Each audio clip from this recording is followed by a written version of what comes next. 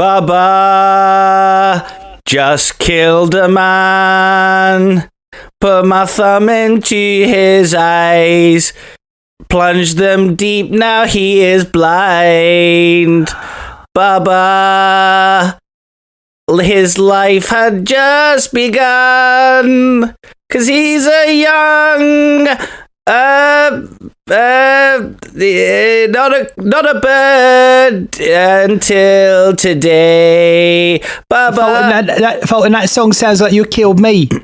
No, I'm singing you a song. I was singing you a song about how I plunged my thumbs into somebody's eyes.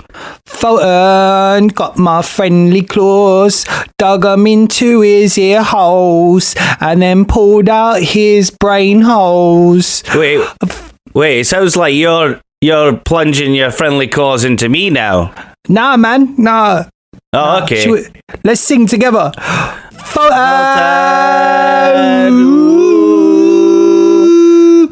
didn't mean to make you cry. I didn't mean to mention your brother at all. Now it sounds like you're saying sorry to yourself. Oh, sometimes you got to apologise to yourself. Sometimes, I guess. I'm sorry, Fulton. I'm sorry, Baba.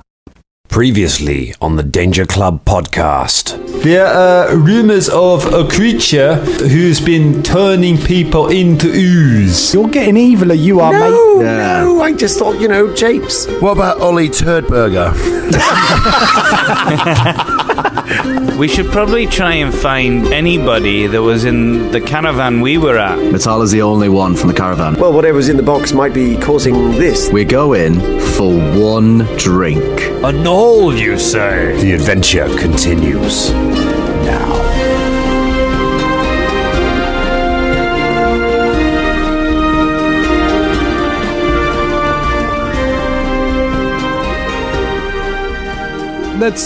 Let's have a nice time. We are rolling. Hello, everyone, and welcome to the Danger Club podcast. Getting right in today. He's not let us have any preamble there, has he? He's cut the preamble. He's cut the preamble. I'm cutting the cold open. You can have your preamble. It's just I know that this is the first episode of the recording session, and pretty much hardly any of us have seen each other since the last time we recorded this podcast. So this preamble may go off the rails. So before we do that, I'm getting in that we're the Danger Club podcast. I'm getting in that we're playing the Slithering. I'm getting in that I'm Dan Thompson, the Dungeon Master. I'm getting in that I'm joined by Ross Harmston. Hello there. By Drummond Bowskill. Word up. By James Lockhart. Hello. By Colin Hubbard. Yes. By Scott Wilson Besgrove. Welcome to the internet. And this is episode 15 of The Slithering. So you've got 14 other episodes. If you're joining us for the first time, if this is your first one, get back and go and have another 14 episodes, or another 145 episodes even of the Danger Club podcast to see how we got to this point. Because things are getting very interesting. There you go. That's where we're at. Nice. Drummond, you always have something you want to say at the first one. What has been going on in your crazy You're life? absolutely right. I'd like to take a moment to speak about Peanut Punch. Can you see that there? Peanut Punch. Yeah, we can see it, Drum, and absolutely no one else can. It's made by Miracle. It's a flavoured milk drink, and it tastes of peanuts. I fucking love it. I bet it's great, actually. Don't know if anyone else has been. Yeah, you're a fan of Peanut Punch? Mate, I've never tried it, but I'm sure that He it's... punch you in the face. I'm sure that it's lactose, isn't it? Yeah, it is. I'm sure that it's... Yeah. It is. It's That's very the thing. If it's lactose-y. all like cow's milk, I'm not interested. Do you know what I mean? No. If it was a soya drink. Classic Colin. Oh yeah. So all the non-dairy people out there listening, the Danger Club don't care about you apart from me. All right, I'm the one. I don't drink dairy either, but I just don't bang on about as much as you do. For some Vegan burn. I'm not a vegan. I'm not a vegan. I eat cheese. I'm not a vegan. Me and Colin have to put a disclaimer out because otherwise the vegan council put out a hit on us if we start claiming we're vegan and we're not. Yeah. So and they also come to us, don't they? And they sort of say, can you be a spokesperson for us? And I'm like, look, I had a burger 2 minutes ago. Like, they put a hit out on you, and because they're vegan, they've just got a little bit more energy than you to like chase after you. You know how we used to run Mammoth Stout. down. Like, it's like them, they're running us down, except they don't eat us, they just watch us in pity. They're so self-righteous as well, aren't they? They just never stop. They're like, I can do this. They're very good. But I did want to ask a question. I think several persons on this podcast asked you, Drum. The peanut punch doesn't have actually any booze in it. What's the punch capacity of the peanuts? Is it it's a punch in the face. It's so many peanuts. It's like being punched in the mouth by peanuts. Drum, you can just tell us that you are already shit-faced on this podcast. You have to get around it by lying about punch. Man, it's midday. You can just say.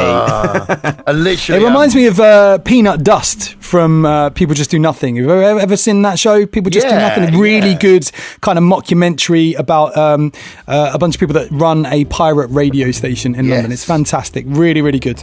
And if you've never heard UK Garage before, it's all based around UK Garage, so it gives you a bit of history about it. And a bit of drum and bass, of course, and a bit of dubstep, but only the one that Grinders likes, who's the main character. But yeah, there's a product by one of the characters in that show called Peanut Dust, and check it out. That's all I'm going to say about that. I don't reckon it's a patch or peanut punch. I tell you that, mate. Dust versus punch. I'll take a punch every time. The idea being that the dust in the bottom of like peanut packets is the best stuff, and so you can get whole packets of just peanut dust. Yes, yeah. No, spoilers. That was Nick. That's not a spoiler, Colin. The peanut dust is delicious. Like, it's not a thing exclusive to that show. The idea of it. That was nearly one of our very hipster references where we're like, just that reminds me of a thing in a TV show that I've seen. I'm not going to tell you about it, but I've seen that show. Talking about hipsters, Dan, you helped me move the other day and listen to Dangerlings. It was brilliant, right? Because Dan's got this lovely little festival trolley, which is like a fold-up trolley, and I was getting him to take all of my like really bougie things. We had like a plant in there. We had he had a guitar on his back. What else did you have in that trolley, Dan? Right, so the peak run that you sent me on in this little trolley, I had an accordion. Yep. A miniature piano, like from Peanuts. There you go, another Peanut reference. There we go. Peanuts. Wow. A box of assorted art, and then a guitar on my back. And I was literally, I was there with the trolley without the guitar, and then Colin comes running down the stairs, pops the guitar on my back, and it's like, there you go, son, off you go. Sends me off down the road with my little hipster thing. Tell me you took a picture, please. Oh my God. Should have done. I was too busy. And someone went, oh, are you a musician? I was like, oh, Christ.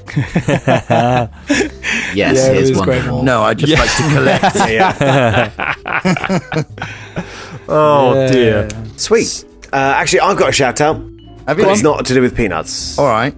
No. So I know this is going to be slightly incorrect because of the nature of how we're recording the episodes, but I went to the UK Games Expo in Birmingham this weekend. Ooh. You got Birmingham? Big shout out, big up Birmingham. I didn't really see much of Birmingham because the train station literally is in the centre, so I just got off the train, went in there and came back in. Very, very geeky.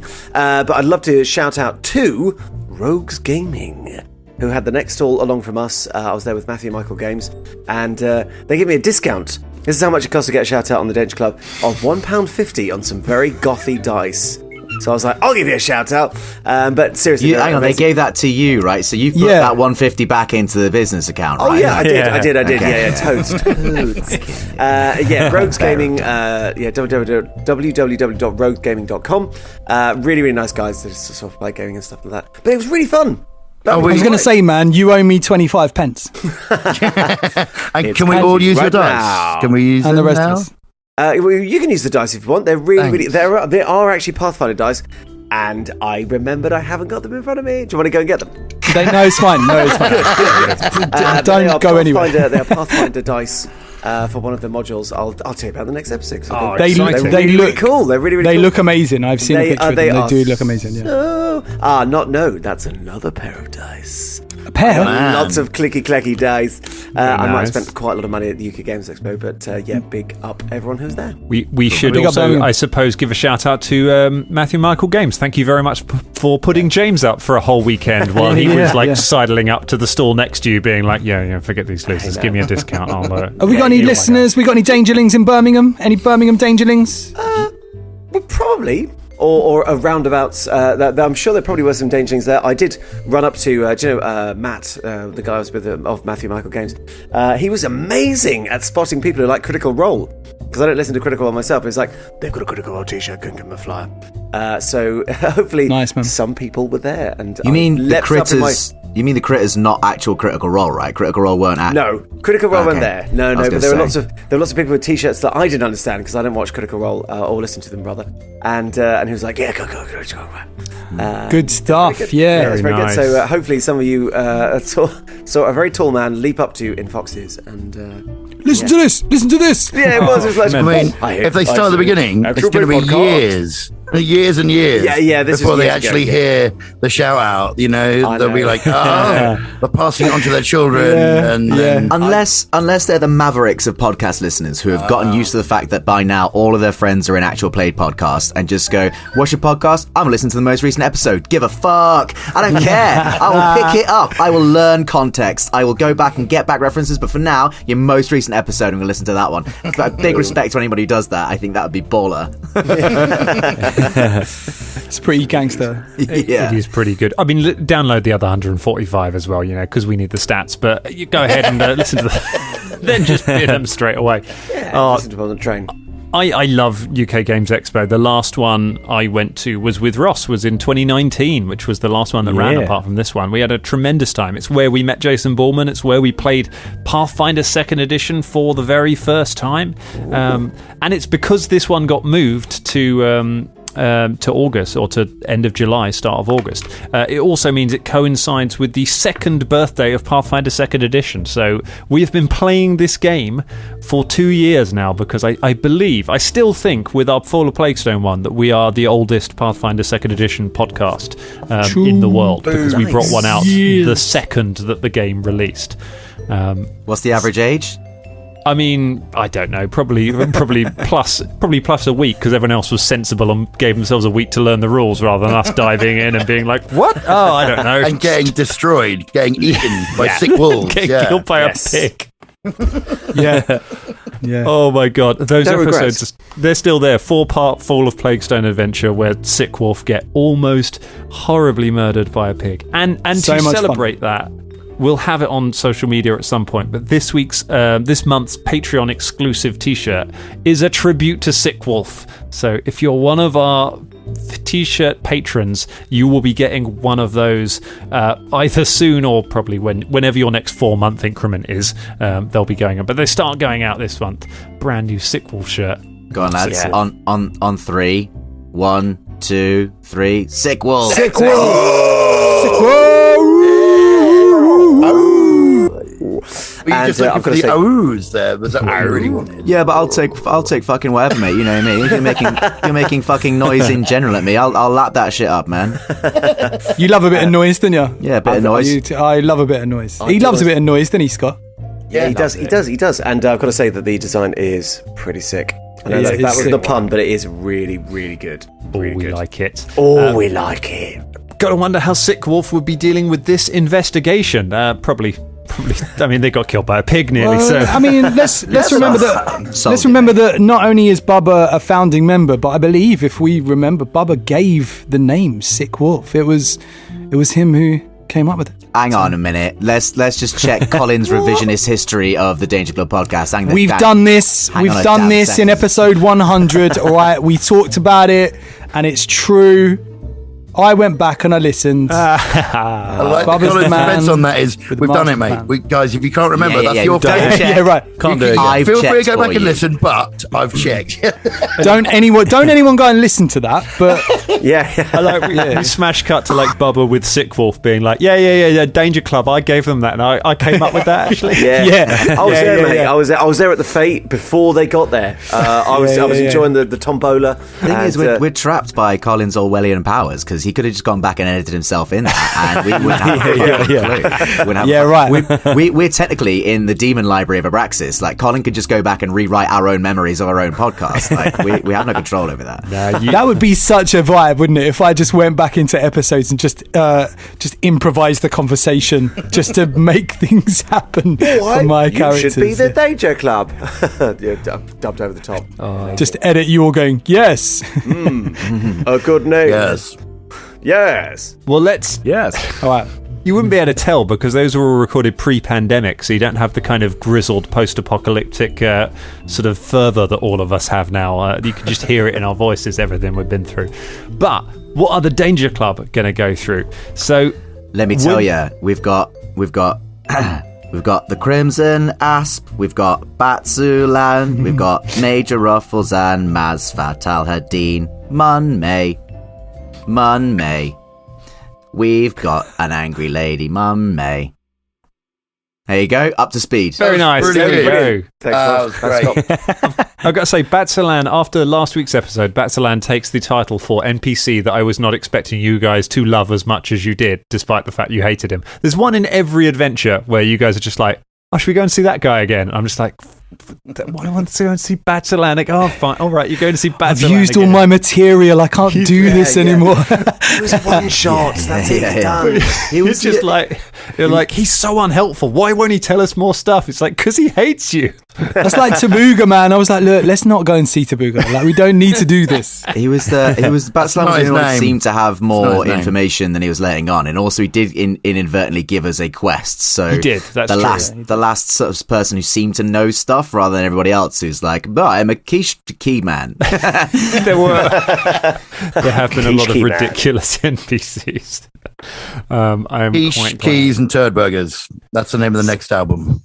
So we headed over to. So after the last one, you've kind of. Do you want to run through? Should we run through the clues that you've kind of got so far? We've got we've got bats.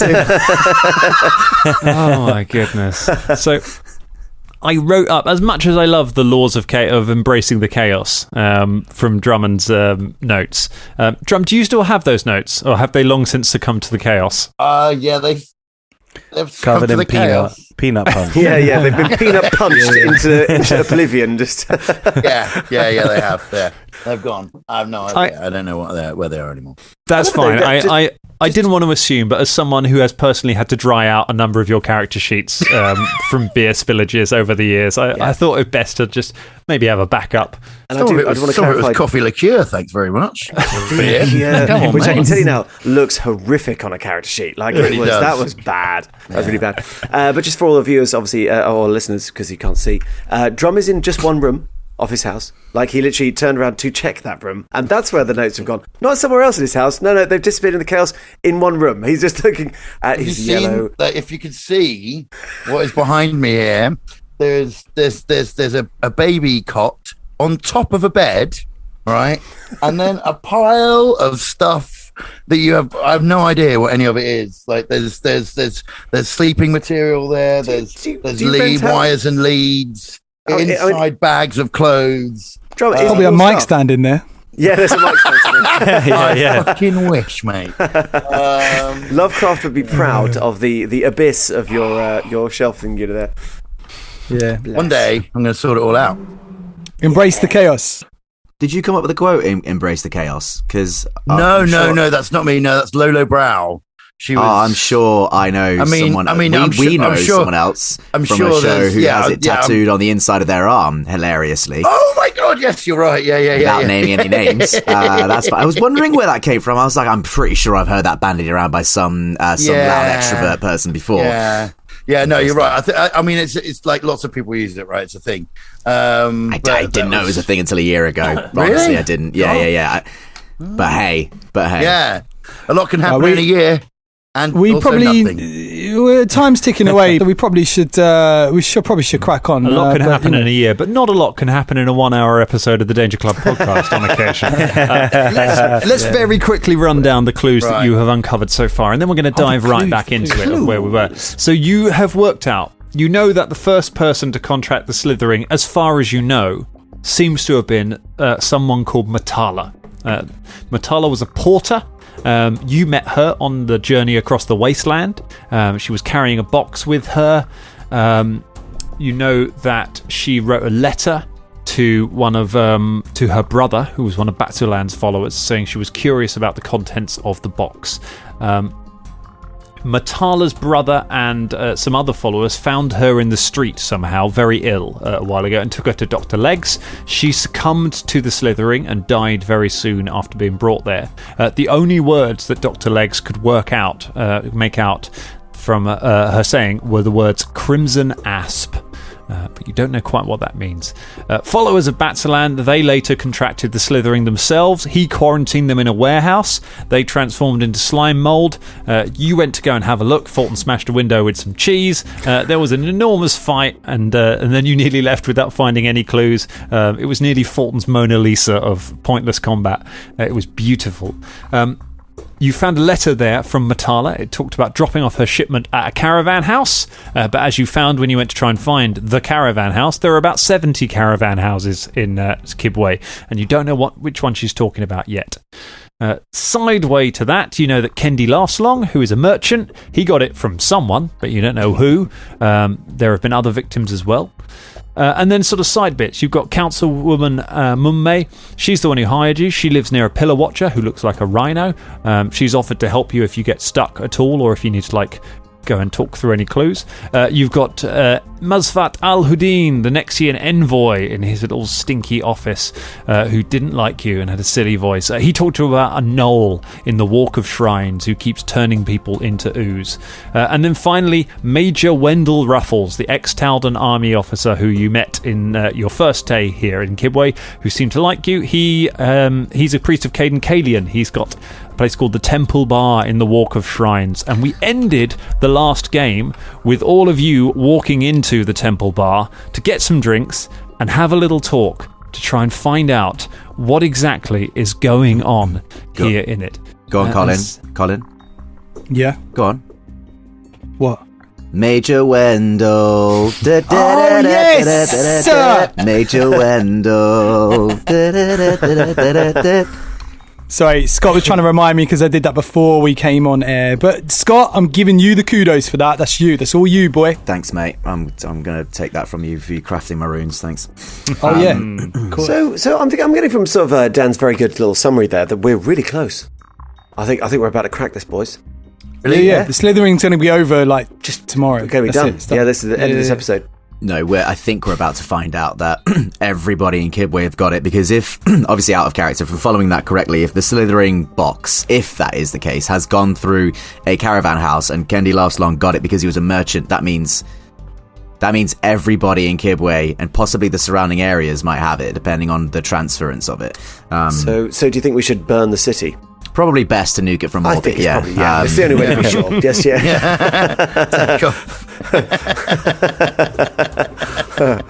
Sorry, but it's for your own good. I mean, we don't know what kind of civilization these lands would have. Like, if there's enough of them, maybe they start trading with each other and building slime houses and stuff like that. Maybe it's just maybe it's evolution, Yeah, possibly. Maybe they got bottle caps and they can use that as currency, and Also, just before we drop into character, Temple Bar. Are we in Dublin?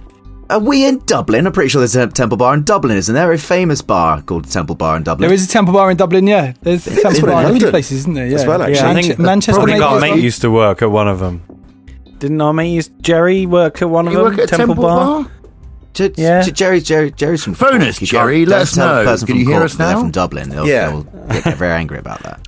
No, big up, Jerry. I know you're not listening, but yeah. Well, when Jerry finally gets this episode, if ever, then we'll find out the answer. He'll get in touch. He doesn't listen, man. He doesn't listen. Big up, Jerry. Love Jerry. Yeah, good on you, Jerry. All right. So, now all that drinking's done, Major Wendell Ruffles.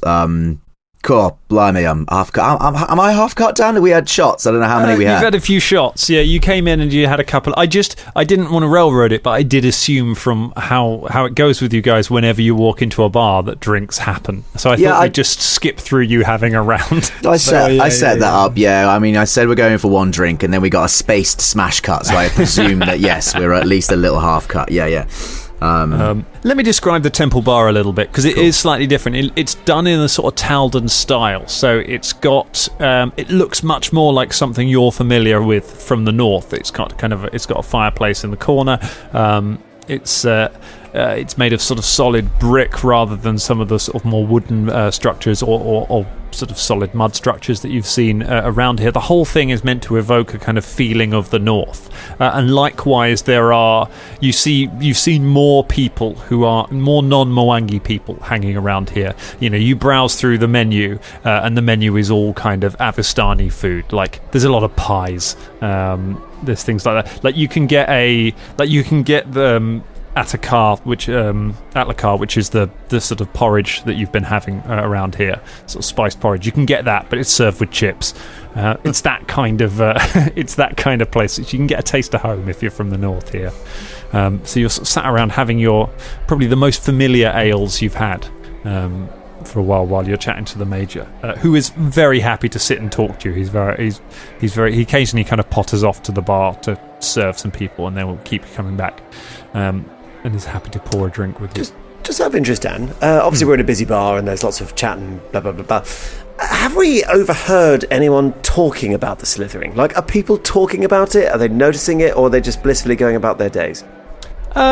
Give me a perception check if you want to listen in on what people are saying while you've been wandering around the town. Perception, yeah. Because I'm just kind of wondering, because we haven't really asked that yet, you know, just if it's the talk of the town, or if we just talk about other stuff. Oh, that's a pretty bad roll.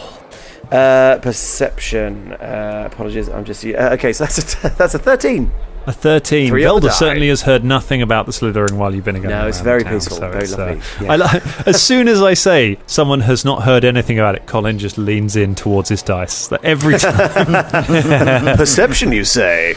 A failed check. Right. I'm in there. The gaming gaffer tape. Yeah, Bubba got 21. 21. There we go. Time for Bubba of Gondor to prove his mettle. His quality, rather. Bubba, yes. You've listened in a couple of times. You've heard sort of just this is like across the day, really, while you've been going around the town, rather than necessarily right in this bar. But you have heard occasionally sort of people being like, "Have you heard about the slithering? Have you heard people?" I've heard people are getting ill, and a couple of things you hear. You hear someone being like, "I heard you get it from bad food," and then from somebody else saying, "Oh, there were some people in the smelting district, I think, in the miners' camp who got it," and then another person being like, "I heard you got it from relations with giraffes." No, it was zombie donkeys. Like, there are definitely it's not everywhere, but there are definitely people starting to talk about it on the streets. Right. Yeah, Ruffles, I'm hearing a lot of conjecture around this, disease, man. Like, loads of people going, "Oh, you can catch it from a toilet seat," and stuff like that. Like, it's a bit silly, isn't it? All these things. No, it's ridiculous. You know, it's basic hygiene, I think. You wash your hands and you're good enough. Make sure you cook your food thoroughly. Yeah. I've been here for years, never gotten sick. When Major Ruffles says about washing hands and cooking food thoroughly, Caragor just darts an evil glare at Fulton. Fulton just stares back, smiles. So is any of this, around all this like kind of hot air, if you like, is there any truth to any of these little rumours that passes the disease on? I've certainly heard about people getting sick, but you hear rumours all the time. A couple of patrons have sort of not been so regular, but not people I know very well. You hear rumours all the time, do you? Tell you what, a rumour we've heard about is something called the Crimson Asp. You ever heard anything about that, Major Ruffles? That was going to be my next question. Crimson Asp. You know what? That is familiar. That is... I know it's going to sound like I'm shaking you down for money, but I'm not. I've seen those words somewhere in the city. I cannot, for the life of me, think what it is, but I've seen it written down somewhere. Was it on a shrine or a temple? Like on a piece of paper, or on a wall or something? No, like it's sort of on a wall or something like that. Here's 5 silver pieces. Oh, no, don't worry about that. You don't need to bother about that. I'm happy to help. Honestly, if I could remember, I would. That's the best I can think of. Velda picks up the pieces. Caragor puts a gentle hand on Velda's without even looking at him. Just squeezes it gently. No. Barbara puts his hand on the top of Caragor's hand. And then we all go, hello! Oh dear. Okay. So there's a crimson asp somewhere in the city. We should find it. All right. Well, we don't know. To be fair, we heard one word. I mean, an asp is a snake, and I tell you what, if it's a snake, I can fucking do it with a bottle. I've done that before, but I bet it's not a single snake. I don't know what it is. Anyway, we should probably keep quiet about asking about it, just in case it's something insidious. I just thought the Ruffles here would know. Yeah. A serpent folk looks up from his table and goes, "Oh, do a snake with a bottle, can you?" Wendell's like, "Slithery Joe, calm down. Calm down." Slithery Joe, and we're looking for patient 0 of the Slither. That was too easy. It was all Slithery Joe. Imagine if Slithery Joe just goes, "It was me, guys. Oh, I'm plagued." One of those quick mysteries, and I'm the killer. Yeah. We cast Cure Wounds. He's good. We leave. I like the idea they're just in the Paizo offices, the editor's just like the end villain, it just says name Slithery Joe or something better. They're about to edit it, and then they look at the time, it's nearly lunch, and they're like, nah. Let's just go with it. Send it. All right, well, okay, so wait, hold on. I had one question about the Evoke of Shrines. Do you know much about this place? Oh yes, it's a busy place. It's sort of the religious district, really. It's there's a lot of temples, but then there are a lot of gods in the Expanse. People make little shrines to local deities and things, and put them up all over the place. You'll find sort of small shrines, like things you might expect in the north. Very, very tiny. There's a shrine to Ayumade that is just very small. It's off down a little side road, not really particularly worshipped around here. And then there's sort of bigger temples to Desna and some of the more local gods as well. But there's all sorts around here. Is there any chance you could take us down there? Well, that's where we are now. That is where the temple is. So it's it's whole street. Just we are close here. Yeah. Okay. Cool. Have you? So you like live right around here? Okay. So have you seen like a sort of a gnoll hanging around that you do not recognize? A gnoll. I think we've asked him about the gnolls before. We've asked you about the gnolls before, haven't we? No, you haven't. No, I don't think we have. No, you haven't. Let me think. Yes, actually, now you say it, there was a gnoll in here the other day. One of the waiters served him. I bet that didn't go down very well, did it? Enzi, who's that person you saw? All right, says the waiter. You look over and Six is there. He's wearing an apron and serving drinks. Hey, Six! Hey! Hello, how you doing, Six? It's my party, mates. How you doing? He puts the drinks down and runs over and puts up his hand for a high five. Bubba high fives him. Yeah, Velda just touches his hand. Oh, I bet you've been lost without your master wizard, haven't you? We have. Well, a lot of arcane questions needed answering. How have you been? You're right.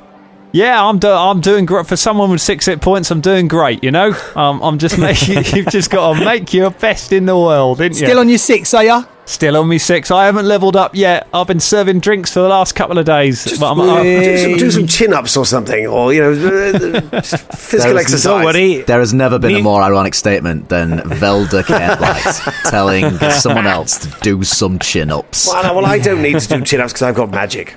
So there. Have you got any magic that can make you do chin-ups, just out of interest? I could likely levitate, possibly. I'd learn that spell. But that's chin-ups, isn't it? Just hold on to something and just... Do you know what? I was yeah, fuck it. I was thinking more like sort of an energy-giving spell or something like this, or a spell of I really want to do this, a just do it spell. I really want to do this. A motivation spell. Yes, yes. I'd like to kind of thing. I'd like to heighten my. I really want to do this spell to. He doesn't need that. He doesn't need that. He's got me. I can just motivate him. I could be like, go on. Every day is a new day. Let's get up. Yeah, you can do it, Velda. Put your hands on the bar. Reach for the skies. He needs to throw. That makes me want to do things less. Yes, do you know what? I think I'm going to go to bed. What? Are you lot? Nah, man. You know I'm motivational. You can't say no, man. I mean, Nah, man. No. All right, okay. Let's see how motivated you get from this, right? Okay. Which one shall I use? All right, yeah. So you have to let go of the good to make way for the great. Hey, how do you feel now? I mean, is this supposed to be I'm confused. I feel confused. Could you be more context specific? Because I have just changed my weapons round and I got rid of some good things, but for some equally good things, just in a different way. I don't think one's greater than the other. But you'll be great now. That's the thing. But is this how you start a cult? Are you doing this now? Do you know, Bubba, I wonder. I'm sorry for artistic criticism, but perhaps if we held up a picture of a drop of water or a sort of mountain or something equally sort of sort of bland. That might work better. You think mountains are bland? Yes, mountains. Why do you want to look at a mountain? Just a mountain. Mountains are fucking great, mate. Mountains are big, massive chunks of nature stuck up there in the wild with all kinds of. Let's go and climb a fucking. Let's go and climb a mountain. When Velda sees a mountain, he sees, it's so boring. The rocks are jaggedy. I've never been a big fan. Die on there, but doesn't matter to me. Well, yes, but it's a big part of rock. Anyway, fuck you. That's where I live. That's not where you live. Yes, I do. I live inside a mountain, you dick. You haven't lived inside a mountain for years. Yeah, but that's like me going, oh, you're fucking tent shit. Well, we did do that. Your houses were so shit. You had to come up with a daylight hole, didn't you? Like in your mountain. Not very good, is it? Nah, man. I liked the story of the hole. The Fulton's hole, it was good. No, let's not talk about Fulton's hole. Right? I feel like we were about to get some really important information.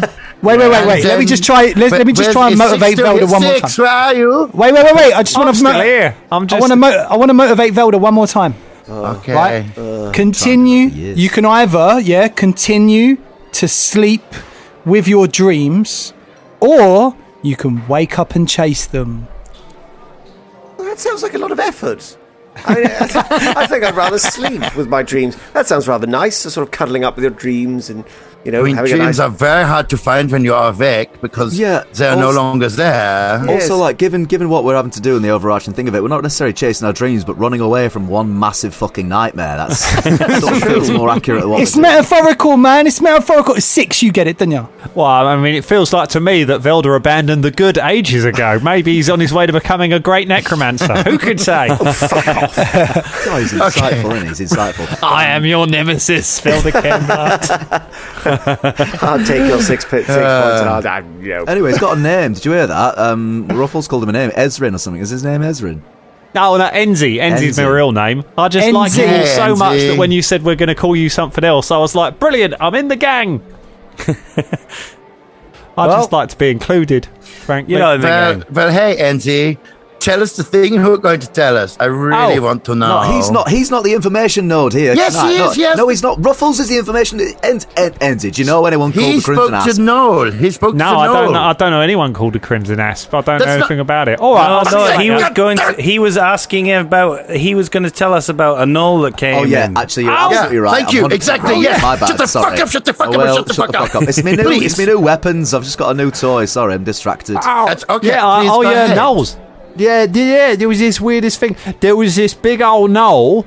This big old gnoll came in here. He came in here a couple of nights running. Last night and the night before. All he does, he buys a big jug of water and then he leaves again. Doesn't really say nothing. How big is the jug? How big is it? And also, how you sell water here? You just sell a jug of water. That's no. He wanted bottled. Bottled. Bottled in what? What sort of bizarre establishment is this? Who on earth would buy bottled water? Bottled water? That'll never catch on. No. Why, Velda, why are you surprised that a bar in the middle of, like, the jungle and near the desert sells water, isn't it? Well, no, but I mean, they sell water. I mean, they can offer water. I mean, there's a well outside, but why would you come into a bar and buy water? Out of all the things that are wrong and weird in this city, you draw the line as a business profiting off Yes, that's the hill I'm going to unnecessary- die on. Yes, buying water, ridiculous. That's it's very your northern is showing there, Velda. Oh, is it? Oh dear. Velda starts adjusting his clothing. Yeah, I kept an eye. I just thought it was strange, so I sort of had a little look out the door as he was going off. I saw him heading off towards the shrine of Grandmother Grace. I can show you if you want. Yeah, that would be lovely. Yeah, right. 100% yes, although we are taking a slow day today because I think both Bobber and Fulton are crafting weapons on me runes there. But I'm busy crafting, can't you see? They can do that as they walk, can't they? Can't you, lads? Rune as I could probably craft and quote at the same time. I don't know if I can quote, craft, and walk. As long as you only quote at Velda, then that's grand, I think. No. Yeah, I'm going to continue motivating him for the rest of my days. You should. Yeah. let me just buy a jug of water first, and then we'll... Do the jugs come with the water, by the way, when you buy them? I mean, you can, but it's not very environmentally friendly to just buy a throwaway jug every time you want it. Really, you want to bring your own jug. But okay, so wait, but hold on. This guy, you get money off the water if you bring your own jug. Yeah, you get a discount if you bring your own jug. What is this? You bring your own jug and then you sell the water to go into your jug? It's ridiculous. Just buy a jug, Velda. I'm not buying a bloody jug. Question. Right. So, wait. This gnoll, the gnoll, he comes, he gets the water, he takes it away. He does not drink it in here. He takes it away. Never seen him drink it. That's what I thought was suspicious about this whole thing. Oh, that's very strange, yeah. Okay, so good. All right. And also, does he have any sort of... how would you recognize him? Does he have any, like, scars or any sort of, individual... Like you say, he's very tall, very big, yeah? Yeah, very big, sort of... He wearing really simple clothes, like sort of, like peasant's garb. Doesn't look like he's got a lot of money. Okay, but he pays for his water every time. He pays for the water, yeah. Yeah, and then takes it away. That's right, yeah. Let's go look at Grandmother Grace. And he doesn't bring his own jug. No, he brings his own jug. Oh, he's got his own jug. Ooh. Yeah, he's not a monster. Well, depends on the bestiary. So we go to see the Grandmother of Grace, yeah? Yes, the shrine. Let's go look at the shrine. Yeah, yes, that's what I meant. But first, okay, let's go. Excuse me, can I just purchase one of your reusable jugs, please? Oh, absolutely. For my friend Velda. Well, now hang on a sec, Fulton. You want to purchase a reusable jug as opposed to a one-use jug? We've got reusable jugs. They're called water skins. Yes, but this is... I've never had a Kibwayan reusable jug before. I thought it'd be a nice gift. When have we ever come across one-use jugs? What are the jugs made out of? They're made out of clay. So that's going to smash in half an hour of you having that, Fulton. No, it's a gift. I'm going to give it to Velda. It's for Velda. Velda, get a jug. No, this bizarre, bizarre water racket that's going on. I don't want it. Do you want a plain one or a branded one? Can I have a branded one, please? That's 2 copper pieces, please. Thank you. He takes it. He goes over to Major Ruffles. Major Ruffles is painting something on a jug.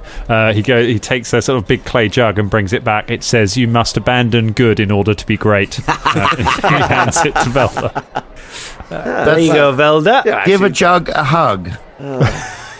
Motivational jugs. God. Okay, let's go. Let's look at the thing. As we go, I just drop back and talk to Velda. But you know what that means? It means you don't need to abandon good. The alignment. It doesn't mean you have to be evil. It just means, Velda. So you don't have to abandon good to be great. So that means it means you should walk away from the good path. To be great. That Bubba was very clear on this. You didn't. I'm not sure you were that keen about the good path in the first place. As long as them dead people stay at bloody ground, I'm happy. All right, now shut up. Shut up and drink your jug water. I am getting quite inspired by this jug. It's the smallest thing. So I should not be good. I should abandon good. Do you think yes? Yes, jug. And Velda walks out. He's going to drink from the jug, and then everyone will die.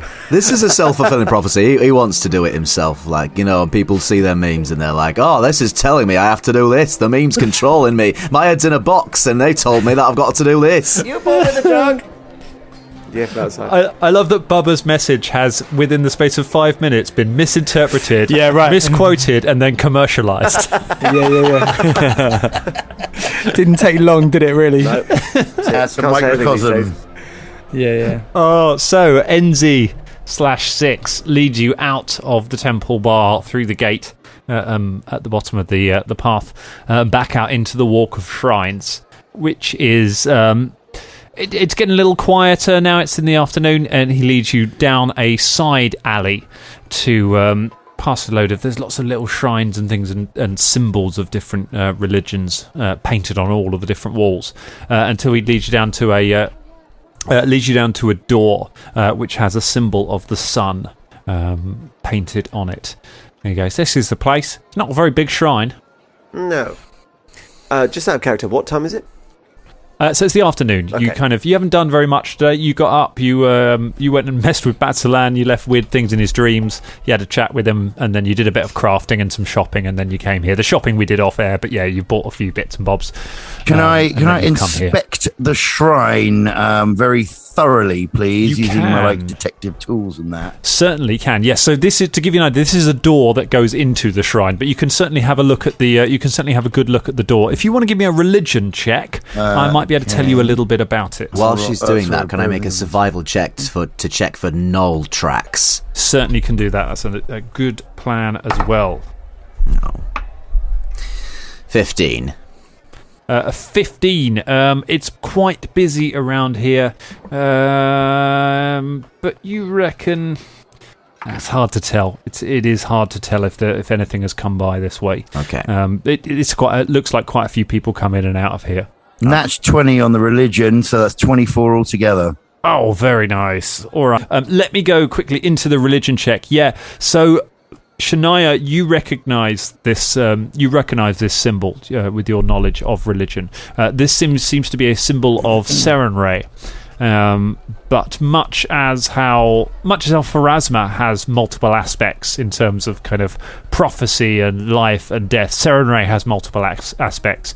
Looking at the way this is designed and some of the motifs on it, you would say that this symbol probably focuses on the redemptive aspect of Serenray rather than sort of the vengeance and fire and the sun, which is her sort of common thing.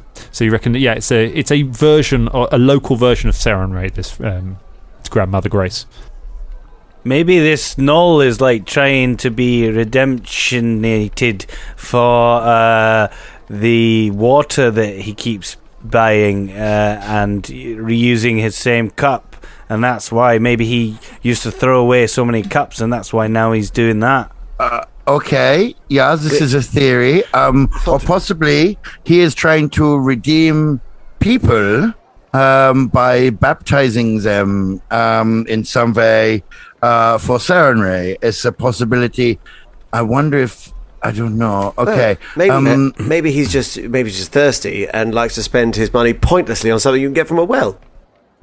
I mean, yes, possibly. Or maybe he drinks the whole thing and his wee is the baptismal thing. Why did we escalate so quickly to urine-based blessings? Shani, come on. I'm just trying to think of every option. It was theory, piss take, actual piss take. You just jumped. You jumped so high, so quickly, love. Bloody hell. I like to jump. Do you know what? Now I'm going to pretend she didn't say that last thing, and I'm going to ask her, Shania, you know about religion.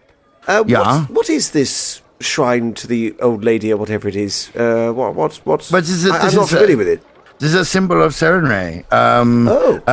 But it's sort of localized, you know.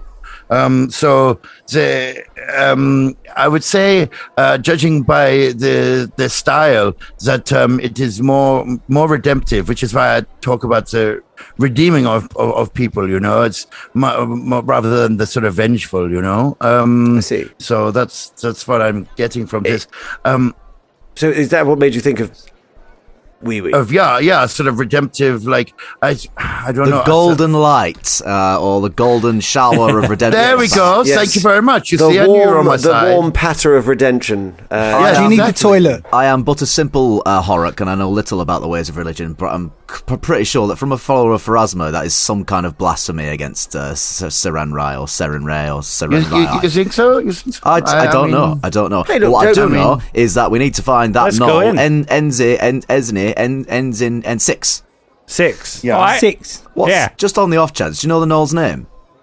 No, he never says nothing. He literally just comes in, just asks for water, and out he goes again. I can't remember if you said that he had any scars or any like things, so we would recognize him. He was wearing poor clothing. Yeah, that's it. He was big. He was big. Simple clothing, not poor clothing, just simple clothing. Does he look like a gnoll who has recently been put Polo. in a bag and sort of liked it?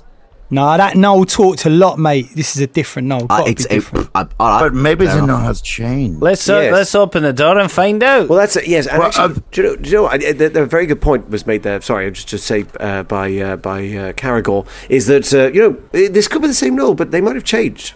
I mean, look how much the slithering affects people. So we should be wary. Hey, let's go in. Yes, let's send 6 in first. You open the door. Inside, there is a small sort of antechamber and then another door leading further into the shrine. Sat at a table is a Mwangi man with white hair, an old man. He's wearing purple woven robes with a symbol, the same symbol that you saw on the door, stitched onto it. He stands as you come in and goes, Oh, welcome to the Shrine of Grandmother Grace. How can I help you? Hello there. Hello. We wish to give good graces towards my godmother Grace. Nailed it, babe. Nailed it. Thanks very much. Yeah, that's what I thought. Okay, good.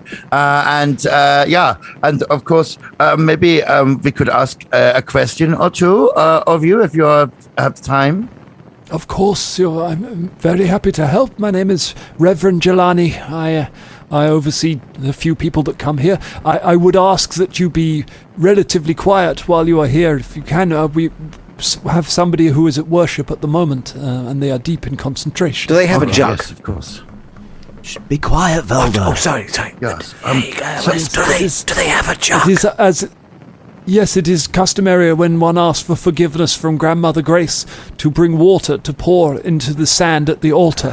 It symbolizes the giving of water to the parched earth in hope of atonement. Okay. So I was just going to say, we wondered if you knew anyone in here who was a gnoll. Well, yes, the parishioner who is praying at the moment happens to be a gnoll. You're not going to cause any trouble, are you, please, sir? No. No, I think we wish to pray with him, don't we? Everyone. It's something like that. No. Let's not do that. Let him do his thing. Let's not interrupt like someone praying and doing the thing. We can wait. How long does the communion with the sand take? Jelani. Oh, well, it depends on the person and the sins that they hope to absolve. This particular person has been praying. They've been praying almost day and night. They stop only to eat a small bit of bread or to go and buy more water to bring to pour into the sand. Is it customary to pee on them? What the hell is wrong with you? What is wrong with you, Velda? Velda? You need to wait outside. No, but go outside. Wait outside, Velda. Look, I'm just trying to live. Wait outside the door. You're being disrespectful. Sorry, I just Father. the local you heretics. Father Jelani, how would you be able to tell us sort of what he's atoning for at all? Or his name? Could you tell us his name? It is not. Does he have a branded jug? No, he bought the simple one. Oh, I see. Clearly he wants to save his money for more water to spread out. The branded jugs are vulgar. He looks at you with your enormous branded jug. I imagine he's got like a big straw in it. Yeah. Crude umbrella. It is. I prefer not to interrupt him. He simply says that he simply mutters and asks for forgiveness. But if he asks me to talk, then I will talk with him. But otherwise, what he wishes to atone for is between him and Grandmother Grace. Of course. All right, well, I'll tell you what we'll do. If it's all right with you, Father, we'll wait patiently and nicely until he deems... We don't want to interrupt his religious things, so we'll just wait. Have a nice time. And that way... Yes, lovely. But I am in need of redemption myself, so I'm going to get some water and I will go and kneel next to him and also redeem. She goes off to get some water. Well, just before she does, Caragor just grabs her gently by the arm and goes, Shania, you're not going to cause any trouble, are you? No, of course not. I'm not a trouble-causing type of person. Oh, yeah, I mean, you definitely are. And also, because I'm just saying, we could just wait, but also, this person, whoever they might be, will be quite religious and stuff like that. And I know you are too, babe. So just in case they get a bit preachy about their particular god, I don't want you to get, rise to that. Because obviously... Don't worry, everything will be fine, Caragor. And Caragor lets go Shania's arm and welcomes the ensuing combat that is inevitably going to happen. and Shania, you can use my branded jug. No, I'm not going to use that. No, what are you going to use then? Well, you might as well. I'm carrying this bloody thing. She's gone off. Oh, sorry. Nobody's taking your jug. Hold on to your jug. Okay. Let go of the good. How far is it? Let go of the good. Just abandon good. Abandon it. It's not what I said. Shania, where are you going to go? You want to go back to the... You go back to the temple. The mage is like, oh, that didn't take you very long. No, I need some water, please. Could you... of course. Would you like a branded jug? No, thank you. Can I have a simple jug? Very well, of course. Okay, thank you very much. How much is that? That's 1 copper piece. Okay, here you go, copper piece.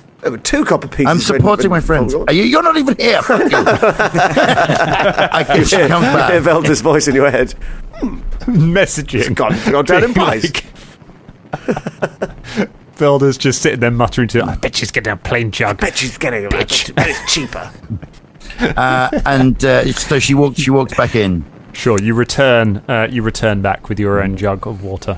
Okay, now you guys just wait outside, okay? Okay, all right. And she goes over. What? No. We're not going to wait. We're fine. We'll just chill out here. We'll just wait here. It's fine. Just stay here. Although it could be bloody ages. She kneels next to the gnoll, and she pours some water in, and then she goes to meditate and redeem herself to Grandmother Grace. While she does this, she tries to listen in to what the gnoll is saying. Okay, so let me describe it as so you leave the other 4 in the anteroom with the reverend and 6. And you go through into the main shrine itself. There are a number of benches laid out, sort of pews along each side of the room. It's a fairly simple room, and then at one end of it there is an altar in the shape of the same sun symbol that you saw, and in front of that there is a large patch of sand. Knelt before the sand there is a large gnoll wearing simple clothes, who is kind of bent over. Next to him he has an unbranded jug of water. And he is kind of very quietly just talking to himself, and every now and then he'll just dip a claw into the water, hold it out over the sand, and just drip some water into the sand. And as you approach, you can kind of hear him just being like, oh, "Forgive me, please, forgive for all of my sins." Right. So you go down, you kneel I down. kneel down, and as I do, I say, Grandmother Grace be with you. As I kneel down, like just to acknowledge him, and then I put the jug down next to me and take a little bit, drip it into the thing, and just close my eyes and start listening. Okay. You turn around, you kind of close your eyes, drip the water in. Do you hear him say, "Forgive me"? And as you close your eyes, you just suddenly hear him go, "Forgive me, you!" As you open your eyes and you turn around and look into the terrified expression of Borash, Prince of the Wasteland. And that is where we leave it for tonight. Cheers! Holy monkeys. Oh. Well, lovely. Remember, reuse your jugs, everyone. Save the environment. Oh, jugs.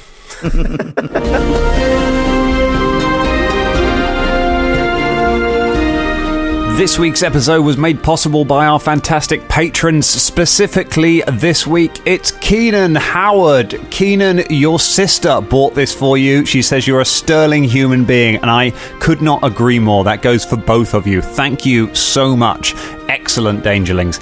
If you want to get your name on the show, or if you want to get a friend's name on the show, go to patreon.com/dangerclubpodcast, go to the £15 tier and subscribe to that. You can give us a different name every few weeks if you want. Surprise your friends, get their names on the show, and best of all, help us keep making these ridiculous episodes. Thank you to both of you. Thank you to all of our patrons. See you next week.